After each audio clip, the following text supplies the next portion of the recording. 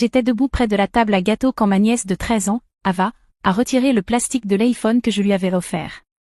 Elle a gloussé, ses doigts délicats sur la boîte comme si elle était en verre. Maman dit que si tu disparaissais demain, personne ne s'en rendrait compte, a-t-elle dit. C'était déguisé en blague, un murmure fait pour piquer, mais enrobé du sucre adolescent.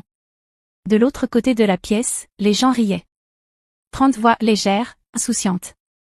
Ma sœur Rachel, la mère d'Ava, n'a même pas levé les yeux de son verre de vin. Elle était affalée sur le canapé, une jambe croisée, arborant ce sourire en coin qu'on porte quand tout se déroule comme prévu. Ma mère était dans la cuisine, en train de remuer quelque chose qu'elle ne mangerait pas. Elle n'a rien dit, mais ses épaules se sont légèrement levées, un geste que je connaissais par cœur. Cela voulait dire qu'elle approuvait. Mon père, installé dans son vieux fauteuil près des portes coulissantes, n'a même pas fait semblant. Il a levé sa canette de bière. Eh bien, a-t-il dit en ricanant. Elle n'a pas tort. C'est ça, ma famille. Il ne hurle jamais pour blesser. Il rit. Oncle Denis a reniflé dans sa serviette. Ma cousine Claire, celle qui m'avait emprunté de l'argent pour une urgence dentaire et ne l'a jamais remboursé, a applaudi comme si Ava venait de lâcher une réplique culte dans un talk-show nocturne. Et moi? Je suis juste restée là. Comme toujours. C'est moi qui avais acheté le téléphone. C'est moi qui avais payé les frais de scolarité en retard l'automne dernier, quand Rachel avait oublié.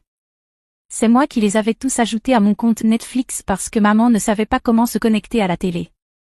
C'est moi qui étais toujours là. Et maintenant, apparemment, c'était aussi moi qu'on ne regretterait pas.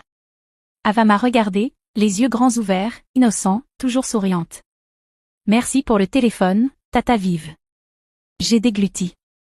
J'ai hoché la tête. Je m'appelle Vivien. Vivien Aïe. 36 ans. Assez vieille pour savoir quand une pièce n'a plus de place pour vous. Même quand vous êtes celle qui paie la note. Je n'ai rien dit. J'ai sorti mon téléphone de ma poche. 2 tapes. Électricité, coupée. Streaming, résilié. Ligne téléphonique partagée, désactivée. Prélèvement hypothécaire automatique, arrêté.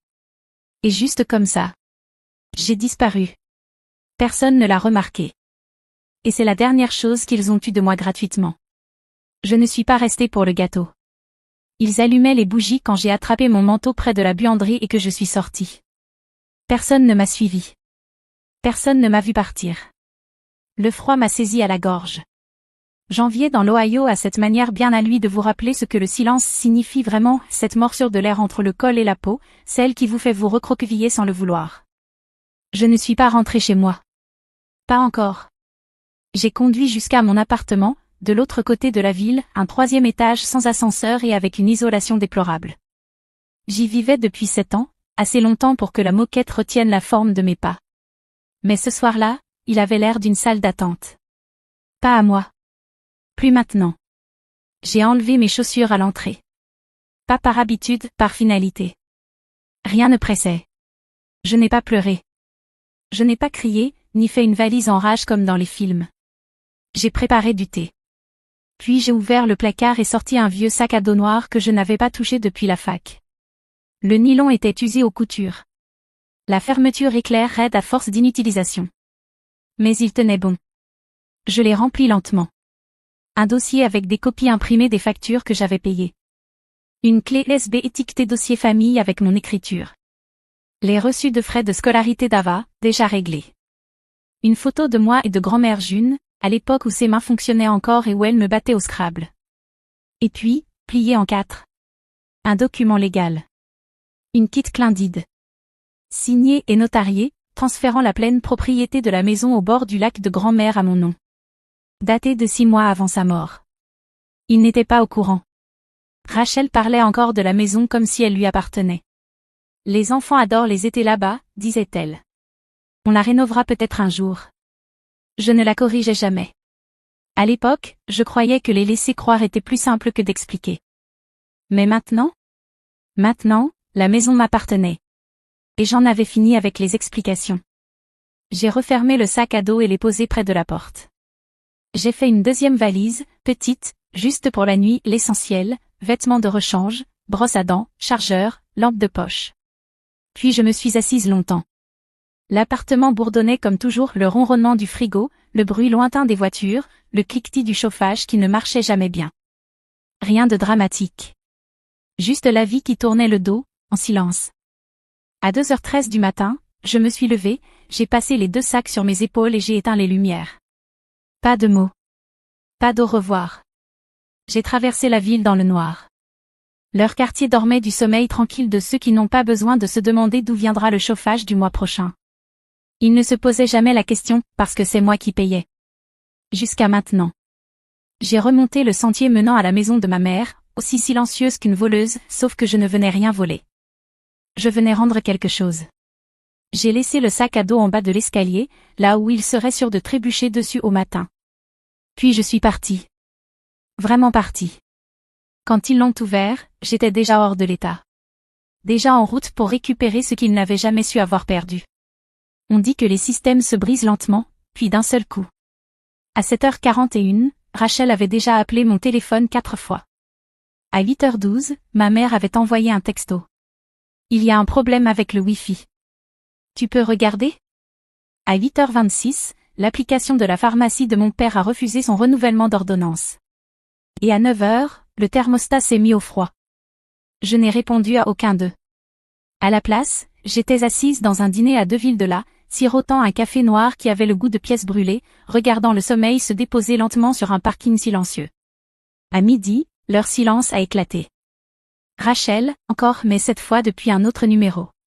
Vivien, c'est quoi ce bordel? Maman panique. Papa hurle. Les services sont tous en vrac, plus de câbles, Ava a un test en ligne cette semaine et Internet est mort. J'ai laissé sonner. Puis un autre message. C'est ta façon de nous punir? Sérieusement? Grandis un peu. J'ai souri. Pas parce que c'était drôle, mais parce que cette panique, je la connaissais bien. Je n'avais simplement jamais eu le droit d'y participer. À 14h37, j'ai reçu un email de l'organisme de prêt hypothécaire. Objet, paiement automatique annulé, avertissement de statut en souffrance. Il n'avait jamais vu ce mail. Je me l'étais toujours transféré à moi-même. À 16h12, un message de ma mère. Vivien, ton père est très contrarié. Je ne sais pas ce que tu crois faire. Cette famille est en train de s'effondrer. S'effondrer. Celle-là, elle était belle venant d'elle. Pendant 20 ans, je l'avais vue tenir son verre de vin plus fermement que mon épaule. Elle disait toujours la même chose à chaque fois que Rachel échouait ou semait une nouvelle pagaille. Elle essaie juste de s'en sortir. Toi, tu es la stable, Vivien. Dieu merci que tu sois là. Ce n'était pas de la gratitude. C'était une délégation. Et j'en avais fini d'accepter cette mission. À 18h45, quelqu'un a frappé à la porte de mon appartement 3 coups secs, impatient. Je n'ai pas bougé. Encore. Cette fois, des poings. Vivien, ouvre cette foutue porte. La voix de mon père. Il n'était pas venu chez moi depuis 5 ans. Pas depuis que j'avais déménagé pour laisser de la place à Rachel après son divorce, quand elle était retournée vivre chez nos parents avec un enfant et une montagne de dettes. Je suis restée derrière la porte, aussi silencieuse que le plâtre. Tu crois que tu peux juste nous couper comme ça? Tu crois que ça te donne du pouvoir? La poignée a tremblé. Puis plus rien. On t'a élevé. Tu nous dois ça. T'es pas meilleur que cette famille. T'es juste une petite fille amère avec un salaire. Il a attendu. J'ai attendu plus longtemps. Finalement, je l'ai entendu marmonner quelque chose, peut-être un juron, peut-être mon nom, et s'en aller. C'est pas été plus lent que lorsqu'il était arrivé. Je me suis rassis à la table. La même où j'avais passé Thanksgiving seul, 2 ans plus tôt, parce que, on fait un dîner en petit comité cette année, juste Rachel et les enfants. Ils appelaient ça « petit » quand je n'étais pas invitée. J'ai fait des pâtes. J'ai ouvert une bouteille de vin que je gardais sans raison particulière. À 22h, Rachel a posté sur Facebook pour demander si quelqu'un d'autre avait eu ses services piratés. Un cousin a commenté. C'est pas Vive, ta sœur qui bosse dans l'informatique? Peut-être qu'elle peut arranger sa lol. Rachel n'a pas répondu. Le lendemain matin, je me suis réveillée avec 26 appels manqués. 7 de ma mère. 9 de Rachel. 3 d'Ava, ses premiers. Le dernier disait juste. Il y a un sac noir en bas des escaliers. C'était toi? Je n'ai pas répondu. C'est elle qui avait dit que je pouvais disparaître et que personne ne le remarquerait. Et maintenant, ils ne pouvaient plus s'empêcher de regarder. Ils l'ont ouvert ensemble. Ma mère l'a raconté plus tard à une voisine, je crois. Je n'étais pas là, mais je sais comment ça s'est passé. Il est resté au pied des escaliers pendant 1 jour et demi, sans que personne n'y touche. Il pensait que c'était quelque chose qu'Ava avait oublié. Ou peut-être un don déposé là par une amie de Rachel. Personne n'a pensé à moi. Pas avant que l'eau ne soit complètement coupée. Pas avant que le nouveau mari de Rachel doive aller se doucher à la salle de sport parce que les tuyaux étaient gelés. Alors, ils l'ont ouvert. Nylon noir. Fermeture rigide. Rien d'extraordinaire. Le genre de choses qu'on ignore pendant des années dans un placard, en pensant qu'elle ne contient rien d'important. Mais à l'intérieur, j'avais rangé tout ce qu'ils avaient oublié de se rappeler. La première chose que ma mère a sortie, c'était un dossier. À l'intérieur, des copies PDF imprimées des 4 dernières années de factures de services publics. Chacune annotée avec un post-it jaune, payé par V. Électricité. Gaz. Ordures. Câbles. Lutte antiparasitaire. Ensuite, les reçus de la pharmacie de mon père. Les quotes-parts. Les frais de livraison. Les renouvellements d'urgence de son inhalateur. Je ne leur ai jamais dit que c'était moi qui réactivais son compte quand il oubliait son mot de passe. Il a toujours cru que le système se souvenait tout seul. Puis, 2 factures de scolarité. L'académie privée d'Ardava. Rachel a toujours dit qu'elles avaient une bourse. Partielle, peut-être. Mais le reste? Ça venait du même numéro de routage lié à mon compte. Parmi les papiers, une liste de courses, pas la mienne. Celle de ma mère. Je l'avais retrouvée, écrite de sa main, il y a des années. Au dos, j'avais écrit. Tout payé ici 12 mars 19. Tu m'as dit de ne pas en parler à papa. Tu as encore oublié la carte. Puis vint la clé USB. Je ne sais pas combien de temps ils ont attendu avant de l'ouvrir. Peut-être qu'ils ont cru que c'était un virus. Ou qu'ils espéraient qu'elle soit vide. Mais elle ne l'était pas. À l'intérieur, 4 dossiers audio. Documents. Capture d'écran. June. June, c'était mamie. J'avais sauvegardé tous les messages vocaux qu'elle m'avait laissés. Il n'y en avait pas beaucoup. Mais le dernier, c'était juste avant l'AVC. Sa voix était tremblante mais claire. Vivien, ma chérie. J'ai signé les papiers. La maison est à toi. Je sais qu'ils ne vont pas l'aimer. Je m'en fiche. Tu es la seule qui est venue. Garde ça pour toi jusqu'au moment venu. Puis elle a ri, bas et sec. Seigneur, ils vont détester ça. Tant mieux. Il y avait aussi un PDF scanné de l'acte de renonciation de propriété. Signé par Juneil. Notarié. Tamponné. Déposé à mon nom. Pleine propriété de la maison du lac dans le comté de Knox. Celle que Rachel a redécorée l'an dernier, sans demander. Celle que mon père appelait encore, l'héritage de la famille. J'imagine qu'ils sont restés très silencieux après ça. Parce qu'après toutes les factures, tous les noms, tous les postes UTS jaunes, tous les enregistrements vocaux et les captures d'écran de Rachel m'appelant, un salaire en tailleur, après tout ça, il restait une dernière chose. Une photo. Elle était vieille, fanée, moi et mamie June sur la balançoire du porche de la maison du lac. J'avais peut-être 13 ans. Elle me tenait la main. Au dos, elle avait écrit d'une encre bleue tremblante. C'est la seule qui se souvenait de mon anniversaire. Vivien mérite quelque chose qui dure. Je n'étais pas là quand ils ont trouvé ça, mais j'espère, pour une fois, qu'ils l'ont lu lentement. Parce que c'était le seul adieu que j'ai laissé. Et ce n'était pas pour eux. C'était de sa part à elle. Il m'a invité comme si de rien n'était. Aucune excuse. Aucune explication. Juste un texto en une ligne. Section 112G. Soirée jeu. On parle? Je l'ai lu 3 fois avant de reposer mon téléphone. Il croyait encore que c'était une négociation. Mais j'ai dit oui parce qu'à ce stade, il avait le sac à dos. Et je savais qu'il avait lu ce qu'il contenait. Ou au moins parcouru. Le stade était bondé. On sentait le métal, la neige fondue, et la moutarde. Ce genre de bruit qui ne vient pas du match, mais des gens qui ont besoin de crier sur quelque chose. Je l'ai repéré facilement, Gordon Hale, mon père assis exactement là où il avait dit, tenant le sac à dos noir sur ses genoux comme un trophée. Ou un avertissement. Il avait l'air plus vieux que dans mes souvenirs, plus comme un homme qui défendait un passé qu'il ne pouvait pas se permettre de voir remis en question. Je me suis assise 2 sièges plus loin. Pas à côté de lui. Juste assez proche pour qu'il sache que je ne me cachais pas. Il n'a pas dit bonjour, juste un sourire en coin, comme s'il me donnait une seconde chance. Sa main a tapoté le sac. Il l'a appelé notre petite bombe à retardement. Il a dit que ça ne tiendrait pas. Que personne ne croirait à des factures, un message vocal d'une morte, et un acte de propriété qu'elle n'avait probablement pas voulu signer. Il parlait bas, sec, trop vite, comme un homme qui sait que son argument ne tient pas, mais qui doit quand même dire les mots pour se sentir plus grand. Je l'ai regardé. Ses jointures étaient blanches. Le coin de sa bouche tremblait, entre fanfaronnade et quelque chose de plus proche de la panique. Il essayait de rire, encore et encore, mais rien n'était drôle. Il m'a dit que j'étais cruelle. Que j'avais humilié la famille. Que les gens avaient vu la vidéo, le sac à dos, les factures, l'enregistrement, et pensaient que je voulais me venger. Il a dit. Maman a pleuré. Rachel ne dort plus. Ava a dû répondre à des questions à l'école. Et puis enfin, il m'a demandé. Qu'est-ce que tu veux? Je me suis tournée lentement.